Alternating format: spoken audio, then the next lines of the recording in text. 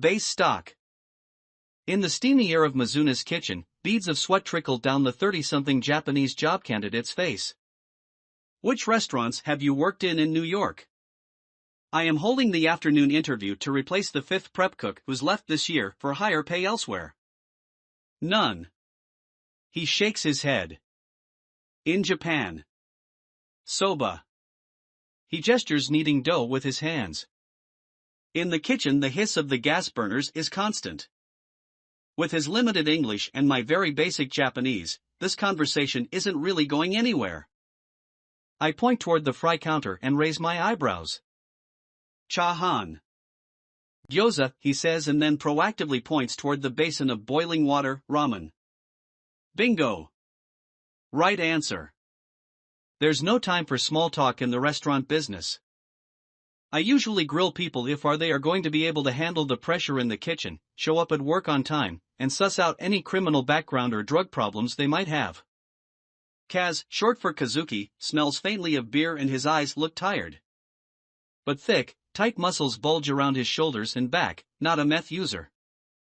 He looks as if he could sling a 100-pound side of pork over his shoulder if we didn't get our meat pre-processed. So Kaz. The big question. Do you have a work visa? I have a student visa, he says. I've lost 2 line cooks this month. I decide a student visa is good enough. We can pay him in cash. In fact, 2003 has been a great year to open a ramen shop in New York. A trend in new Japanese culinary options is in full swing. Eating at a sushi bar and talking about how unique it is your dad's generation's thing. The new Japanese food wave started in 1994. Nobu opened his restaurant in Los Angeles and introduced new tastes such as black cod with miso to his celebrity clientele. Chef Masa also became known as Chef to the Stars in LA. Soon foodies in New York also wanted a taste of the action. We started in the East Village, just around the corner from St. Mark's Place, the new culinary mecca for young professionals in the city. And by we I mean me. After a year in Japan, I wanted to bring back the authentic food culture I found in Tokyo's Shitamachi and pull America out of the era of Benihana. No one in Japan eats at Benihana. You've got to weigh out all the ingredients, I say to Kaz, 50 g of sauce in each bowl. I point to the little plastic cups of sauce lined up. He starts work the same day of his interview. It takes about 10 minutes to teach him the basics of working the line. Dried noodles into the boiling water. 4 minutes. Get a bowl ready. Dump the noodles in. Pour 4 cups of pork broth over. And then the toppings. A laminated guide with photos is taped up behind the counter. It's easier than repeating myself to every new hire. I can teach him the rest later if he sticks around. Brian-san. Kaz gets my attention. He's holding a Japanese electronic translator in his hand. Garlic. I show him where we store the garlic paste. 6 o'clock soon turns around and we get busy serving the after-work rush. It's a Friday night and I've stocked up on double of everything. 2 vats of base stock are simmering. Base stock is the secret to good ramen. That's what I learned at ramen school. Every morning I devote an hour to boiling 50 pounds of pork and chicken bones with flavorings and skimming off the scum at steady intervals. Out front, there's a line of customers. The first 6 months of Mizuna were a slow grind, but now things are kicking, and we're finally making revenue above expenses. I hope to someday pay back Dad on the $100,000 he put into my business plan. After a week, Kaz has learned all the tricks and is working on autopilot, and I can relax. Every restaurant plays music to make the monotonous work more bearable. We take turns choosing the tunes during prep hours. I hear something awful. Livin' La Vida Loca is not allowed in this restaurant, I shout over the noise. I push the next song button on the CD player. A management veto. Third Eye Blind's Semi-Charmed Life begins playing. That's more like it. That week I overhear a customer talking to Kaz. Can you watch my kid for a second? The man indicates he needs to go to the toilet. Kaz is giving him a blank stare. I got to teach this new hire English. I make a mental note to practice a few English expressions with him every day. I'll keep an eye on him, I say to the customer. We get a lot of children eating here. When he gets back to his seat, he looks relieved his 2-year-old hasn't disappeared in his absence. Thanks, bud. No problem, anytime. A good chance he'll convert into a return customer if we can help him with his childcare issues. We get a lot of odd customer service requests like this. And I've answered a million questions on what goes into different types of ramen. Kaz works like a machine in the kitchen, so I can forgive him for not being good with customer service. The only other weak point I can see are his slippery fingers. But a broken dish now and then costs almost nothing for the restaurant. Serving Asian cuisine also has a plus side. Fewer food complaints. When I worked summers in New Haven, if a steak was oversalted or a burger undercooked, the odds were high it would be sent back. For Asian food, if the sauce is off, they just think that's the way it's supposed to be. I know myself if it's off, as I'm half Japanese on my mother's side. Being half works great for the restaurant biz. People want to see an Asian face behind the counter of a Japanese restaurant, right?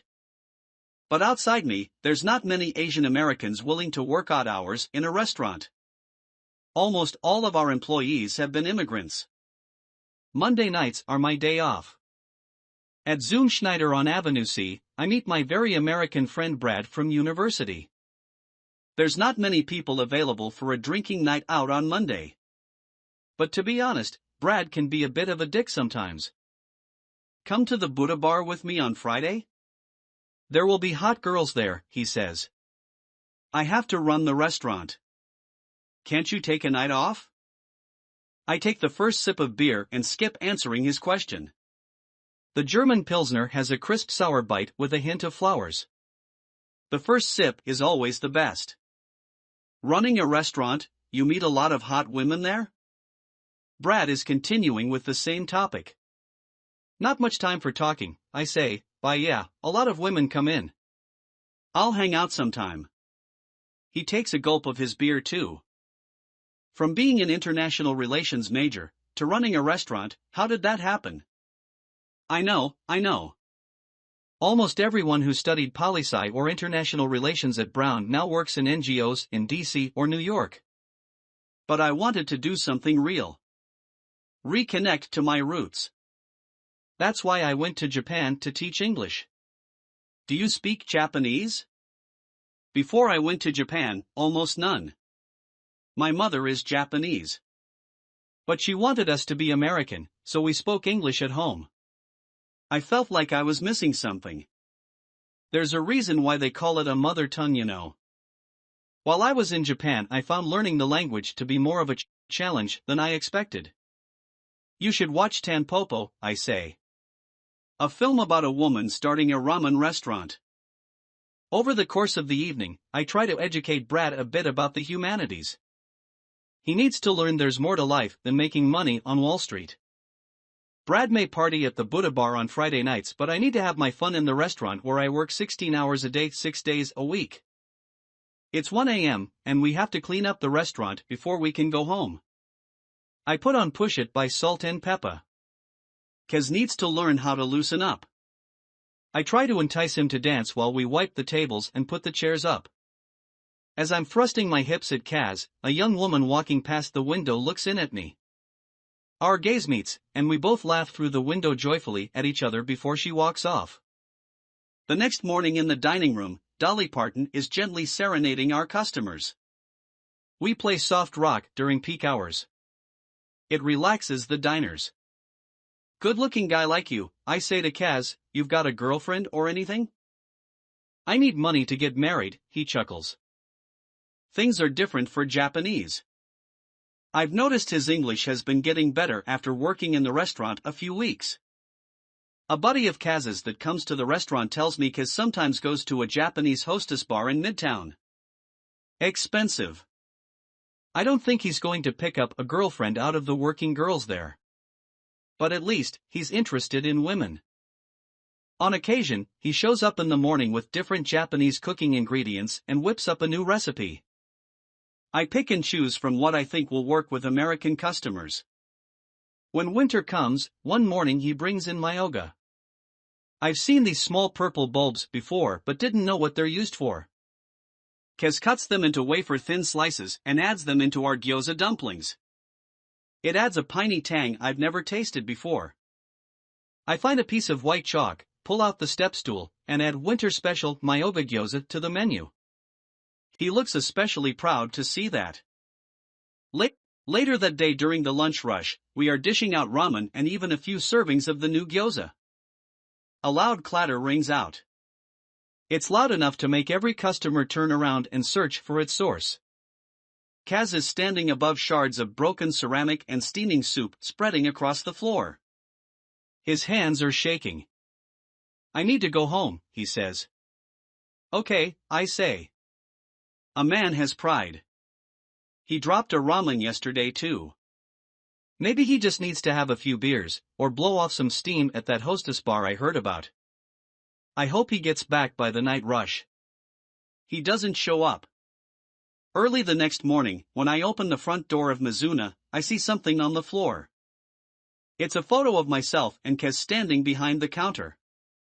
Written on top in red marker is the word memories with a heart after it, like a girl would draw. For days, Kez doesn't reply to any of my calls or messages. I can't cook solo for long. We hire a new cook.